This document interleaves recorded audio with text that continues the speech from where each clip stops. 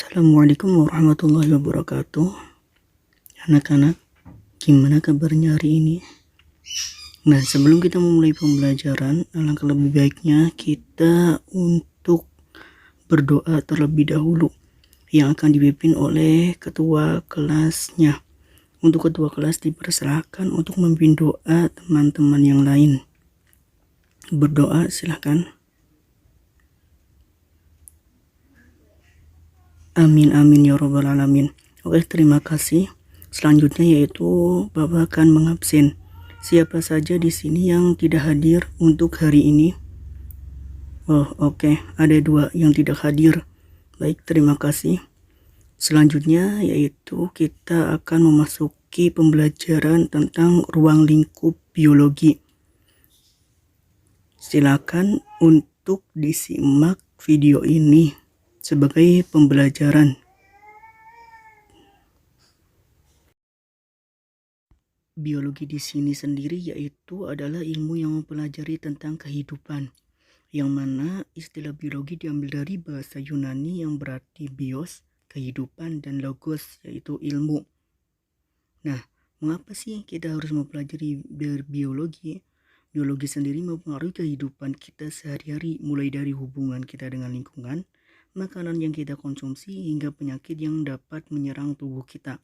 Dengan demikian, dengan memahami biologi diharapkan kita dapat memahami diri kita dan kehidupan sekitar kita, meningkatkan kualitas hidup kita, lebih bijak terhadap lingkungan.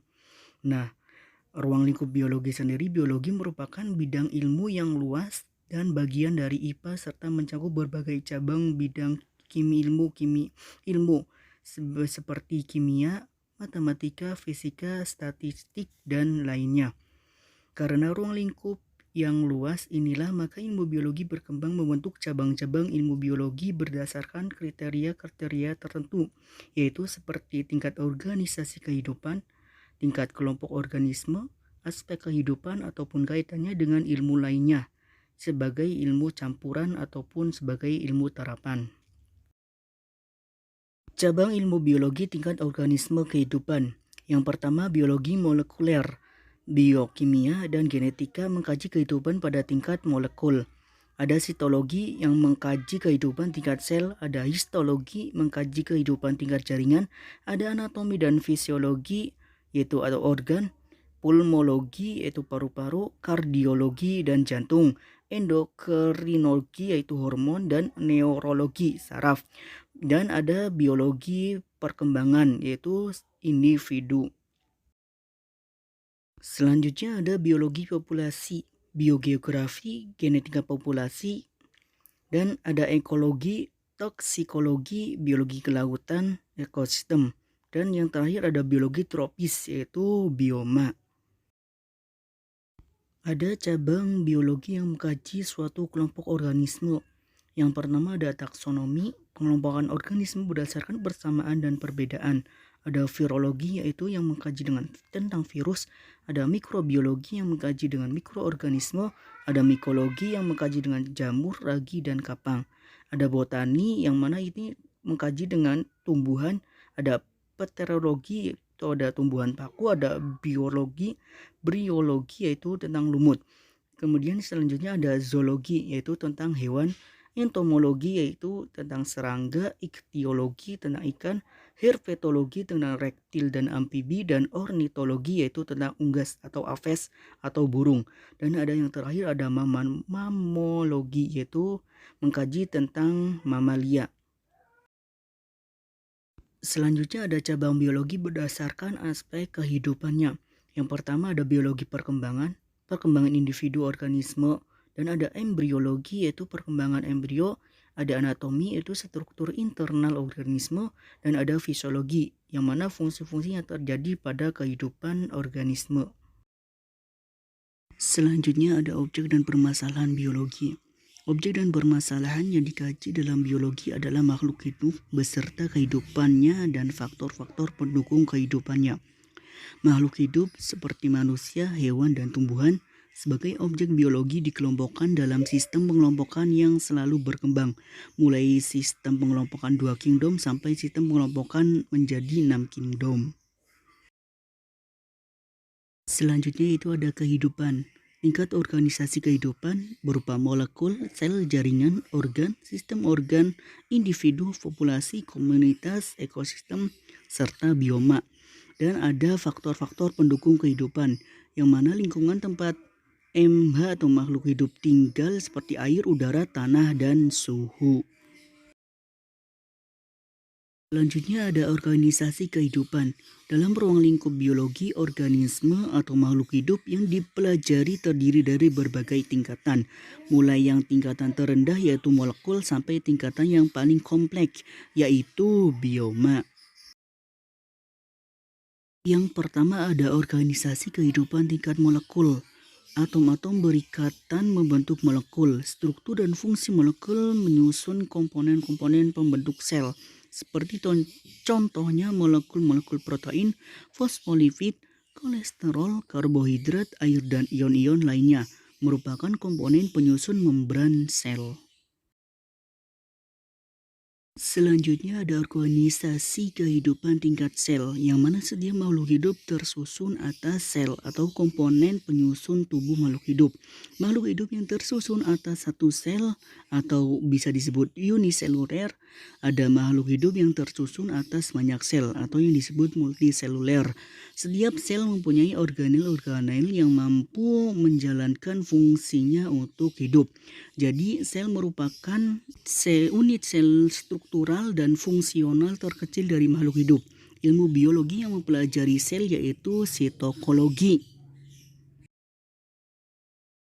Selanjutnya ada organisasi kehidupan tingkat jaringan, yang mana kumpulan dari beberapa sel yang mempunyai bentuk, susunan, dan fungsi yang sama yaitu bisa disebut dengan jaringan. Kumpulan sel ini bekerja sama menjalankan tugasnya sesuai dengan fungsinya. Contohnya seperti jaringan saraf yang berfungsi untuk menyampaikan dan menanggapi rangsangan dari reseptor ke efektor. Ilmu biologi yang mempelajari jaringan ini disebut juga dengan ilmu histologi. Selanjutnya yaitu ada organisasi kehidupan tingkat organ, yang mana organ adalah kumpulan dari beberapa jaringan yang berbeda dan menjalankan fungsinya yang sama. Contohnya seperti organ kulit terbentuk oleh beberapa jaringan yang berbeda seperti jaringan epitel, jaringan otot, jaringan darah, dan jaringan saraf. Keseluruhan jaringan tersebut bekerja sama menjalankan fungsinya seperti melindungi tubuh. Selanjutnya ada organisasi kehidupan tingkat individu.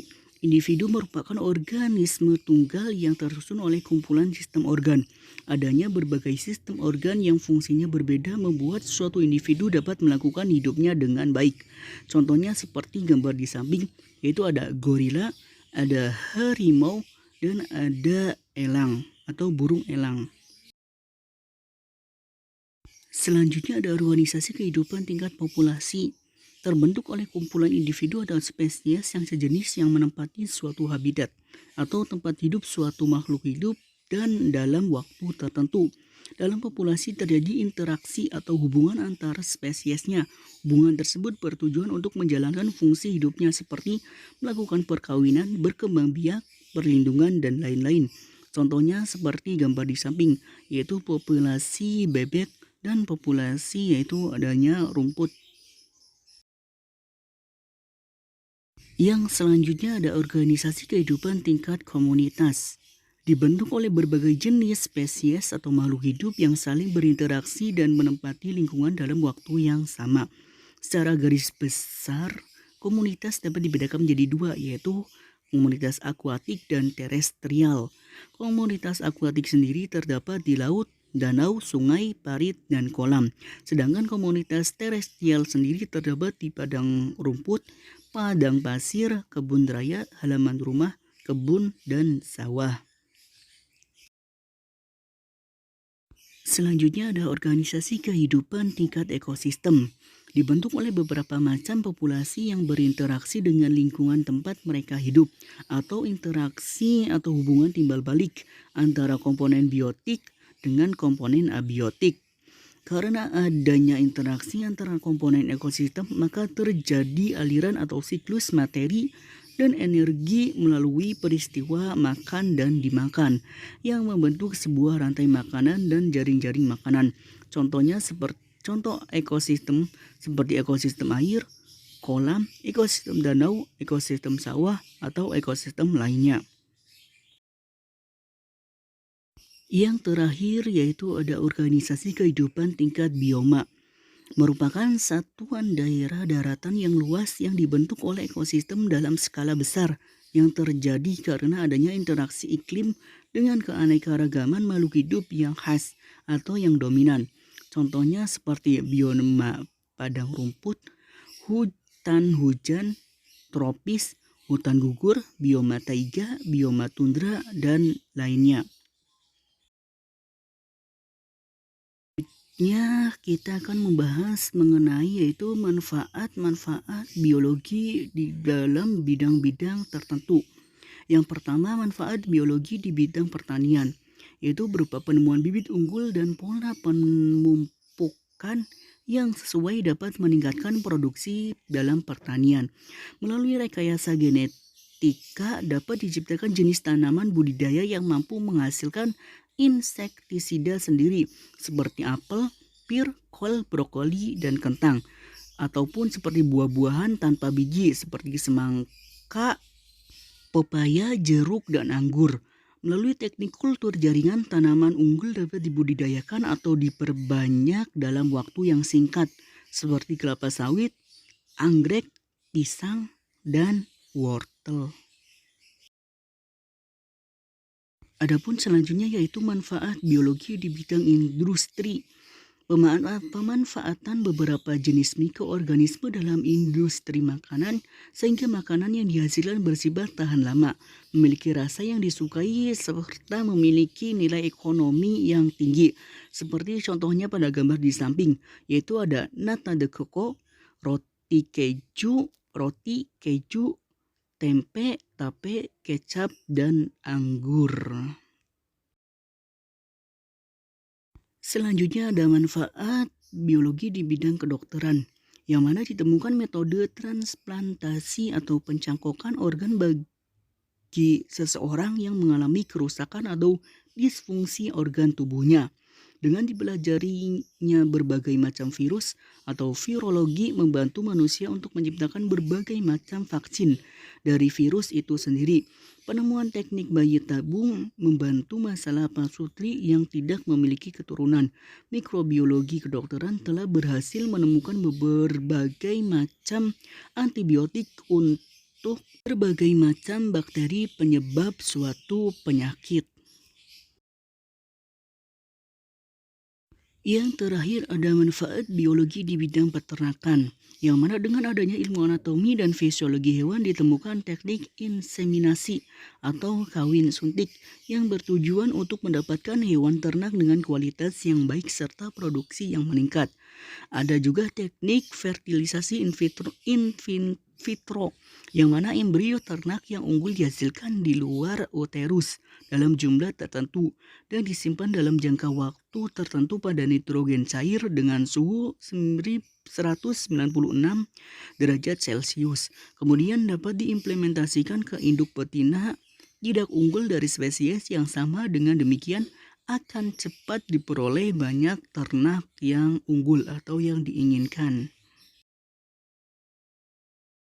Baik anak-anak, jadi dapat kita simpulkan bersama bahwa makhluk hidup ini memiliki karakteristik dasar yaitu tersusun dari sel, mengalami pertumbuhan dan perkembangan, bernapas, melakukan metabolisme, merespon rangsang, bereproduksi, dan beradaptasi terhadap lingkungan. Serta tingkat organisasi kehidupan terdiri atas tingkatan molekul, sel jaringan, organ, dan sistem organ, individu, dan bioma. Adapun kemajuan ilmu biologi banyak memberikan sumbangan bagi kemajuan dan kesejahteraan manusia dalam berbagai bidang, yaitu seperti bidang pertanian, bidang peternakan, perikanan, kedokteran, industri, dan kriminologi. Selanjutnya di pertemuan selanjutnya itu akan membahas tentang metode ilmiah serta metode dalam kerja di laboratorium. Baik, barangkali ada yang masih bingung atau yang perlu dipertanyakan, nanti kita bisa diskusikan di WhatsApp WhatsApp group yang sudah disediakan. Dan jangan lupa nanti juga di-submit tugas-tugasnya. Nah, baik. Kalau tidak ada pertanyaan ataupun apa yang mencakut atau yang membuat bingung, kita akhiri saja dalam pertemuan kali ini.